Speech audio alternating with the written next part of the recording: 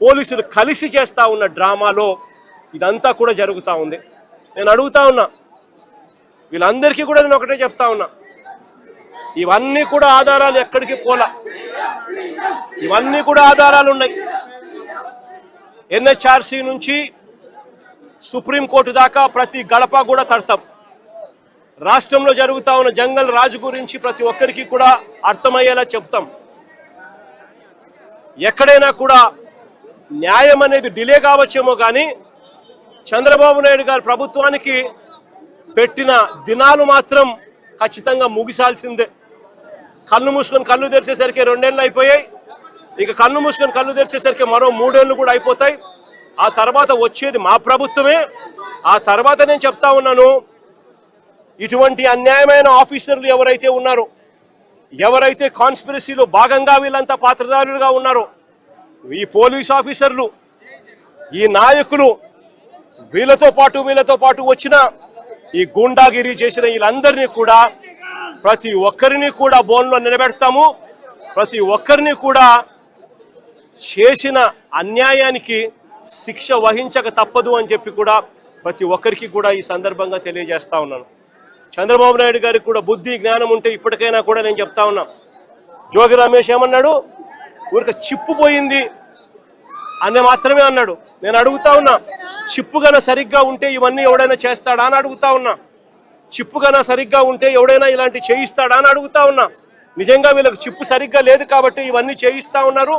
Chip లేదు కాబట్టి CBI తమ రిపోర్ట్లో క్లీన్ చిట్ ఇస్తా ఉన్నా కూడా టీటీడీలో ప్రసాదంలో ఎటువంటి గొడ్డు మాంసము, ఎటువంటి జంతువుల కొవ్వు, ఎటువంటి పంది కొవ్వు లేదు అని చెప్పి ధృవీకరించినా కూడా, ఎన్డీడీబీ ల్యాబులు, ఎన్డీఆర్ఐ ల్యాబులు కూడా ఇవన్నీ కూడా ధృవీకరించి చెప్పినా కూడా చంద్రబాబు నాయుడు గారు ఇంకా రాజకీయ స్వలాభం కోసం కుక్కతోక వంకర అన్నట్టుగా చంద్రబాబు నాయుడు గారు, ఆయన కూటమిలో ఉన్న పవన్ కళ్యాణ్ గారు, ఆయన కూటమిలో ఉన్న చంద్రబాబు నాయుడు గారు కొడుకు లోకేష్ అదే పనిగా మళ్ళీ అదే అబద్ధాన్ని చెప్పి మళ్ళీ అదే నిజం చెయ్యాలి అని చెప్పి ప్రయత్నం చేస్తా ఉన్న తీరును ఇప్పటికైనా అనుకోవాలి అని చెప్పి వీళ్ళందరికీ కూడా గట్టిగా చెప్తా ఉన్నాను.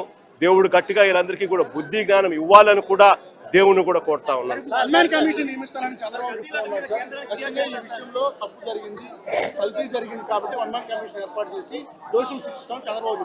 అదే చెప్తానబ్బా, ఏకంగా సుప్రీంకోర్టు